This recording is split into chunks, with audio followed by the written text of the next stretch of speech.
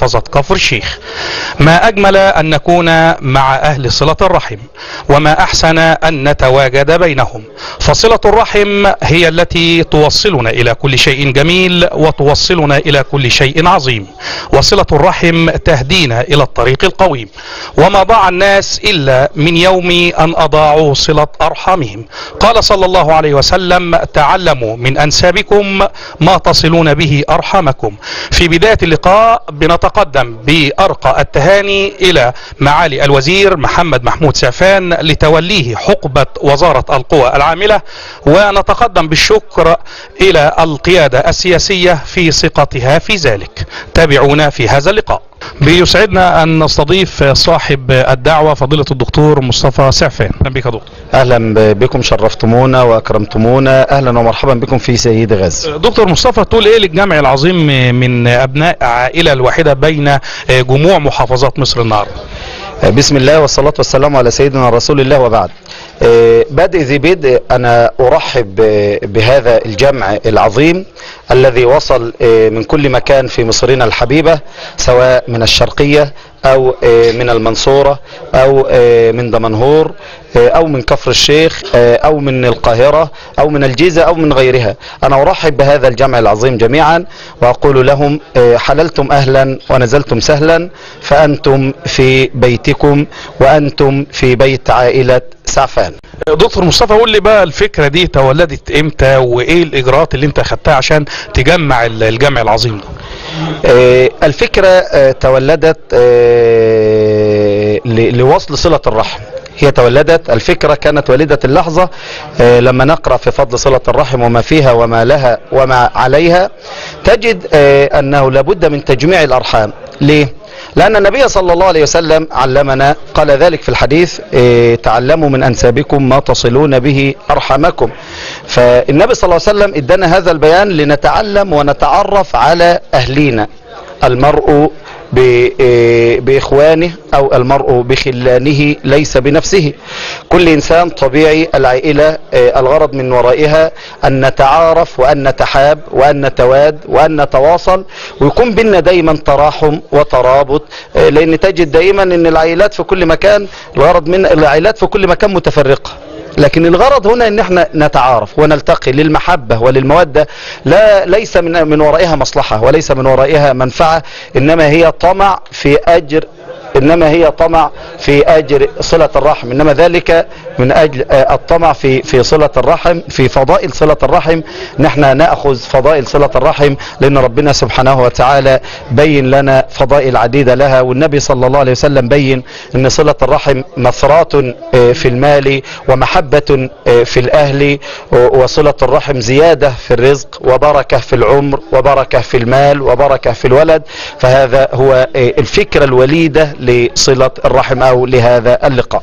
هذا المؤتمر بيعد الاول من نوعه من عائلة سعفان، ولا كان في تجمعات اخرى في محافظات اخرى؟ كان في تجمع بالامس في محافظة الشرقية بحضور السيد معالي وزير القوى العاملة، ولكن هذا في المنطقة هنا في كفر الشيخ يعتبر هو المؤتمر الاول الذي يجمع هذه العائلة من كل مكان. هذا هو المؤتمر الاول في مدينة سيدي غازي. كيف تواصلتم بين ابناء العائلة الواحدة المتفرقين في جمهورية مصر العربية؟ بدأ التواصل اولا بدأ التواصل عن طريق الفيس، ثم بدأنا نأخذ التليفونات وبدأنا نتواصل سويا عن طريق التليفونات، نتواصل مع بعضنا البعض. عرفنا بعضنا أرواحا قبل أن نعرف بعضنا أجسادا. عرفنا بعضنا في عائلة سعفان، هذا الجمع الكريم، عرفنا بعضنا اولا ارواحا قبل الاجساد، حيث اننا تواصلنا عن طريق التليفونات. وحقيقة الامر كلهم اناس يعني اهل فضل واهل كرم، حيث انهم اكرمونا وشرفونا بهذا الحضور الجميل وبهذه المنزلة العالية. دكتور مصطفى، لو حابين ان احنا نعرف السادة المشاهدين نبذة عن عائلة سعفان، حتى ان لم يتواجد معنا الان في هذا المؤتمر فليعرف من هي عائلته وأين يقع في محافظات مصر. عائلة سعفان عائلة منسبة إلى سيدنا رسول الله صلى الله عليه وسلم، حيث أن نسب عائلة سعفان يتصل إلى سيدي محمد أبو شعيشع، اللي هو من أحفاد سيدي محمد المغازي هنا في مدينة سيدي غازي. وعائلة سعفان عائلة من أهل النسب، حيث أن لها هذه المكانة العالية ولها هذه المنزلة. عائلة سعفان منتشرة في كل مكان في جمهورية مصر العربية، ولها باع طويل في خدمات الناس وفي مجال العلم والدين والطب والهندسة وإلى غير ذلك، وهي عائلة أصلها من سيدنا رسول الله صلى الله عليه وسلم. تقريبا عائلة سعفان بتبلغ في العدد قد ايه؟ يعني اعتقد عائلة سعفان يعني اقل تقدير لا ممكن تصل 1,000,000 شخص على مستوى جمهورية مصر العربية. طيب لو قلنا معقل عائلة سعفان، نقول ليه في انهي محافظة الاكثرية من عائلة سعفان؟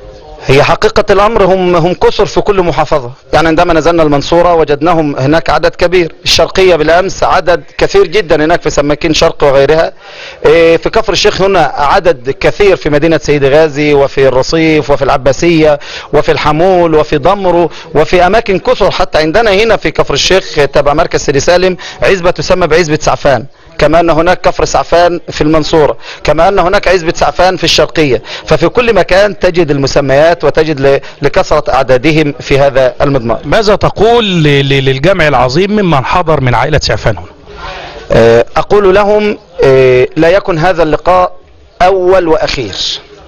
أقول لهم لابد أن يكون هذا اللقاء هو لقاؤنا الأول، لكن يأتي من بعده الثاني والثالث إلى ما لا نهاية.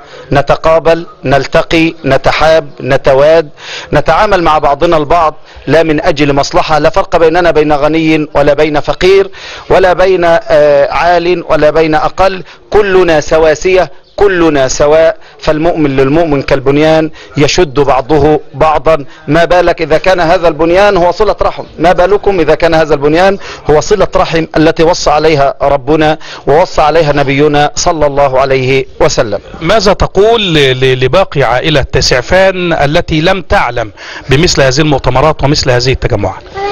أقول لكل من لم يعلم أو من علم ولم يستطيع الحضور معنا اليوم، إن شاء الله في اللقاءات القادمة تكونوا معنا لا بأرواحكم فقط، لأن أعلم أناس لم يحضروا معنا اليوم بأجسادهم لكنهم معنا بكل ما يملكون، معنا بكل ما عندهم بكل شيء معنا هنا. لكن أقول لمن لم يأتي نتمنى أن أنت تكون معنا المرات القادمة، ونتمنى أن أنت لا تشارك كلام فقط، إنما تشارك حضور وتشارك معنا هنا في هذا المكان أو في غيره. كلمة إذا وجهتها لمعالي الوزير محمد محمود سعفان لتوليه حقبة وزارة القوى العاملة، ماذا تقول؟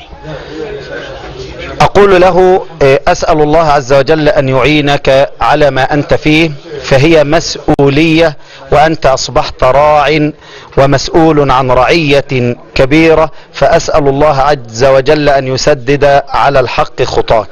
طيب كلمة أخيرة لباقي عائلات جمهورية مصر العربية في أن يتمثلوا في هذا المنوال العظيم، ماذا تقول لهم؟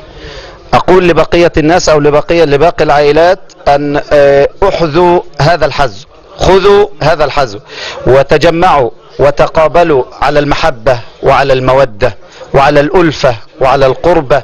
تقابلوا في ذلك لا لمصلحة دنيوية وإنما لدين ولوجه الله عز وجل. أشكرك يا دكتور. جزاكم الله كل خير، وشنورتمونا وشرفتمونا، وشكر لكم قناة CRC لتلبية الدعوة، وأسأل الله عز وجل أن يعيننا جميعا على كل خير وكل فضل. أشكرك. جزاكم الله خيرا. تعرف على حضرتك؟ محمد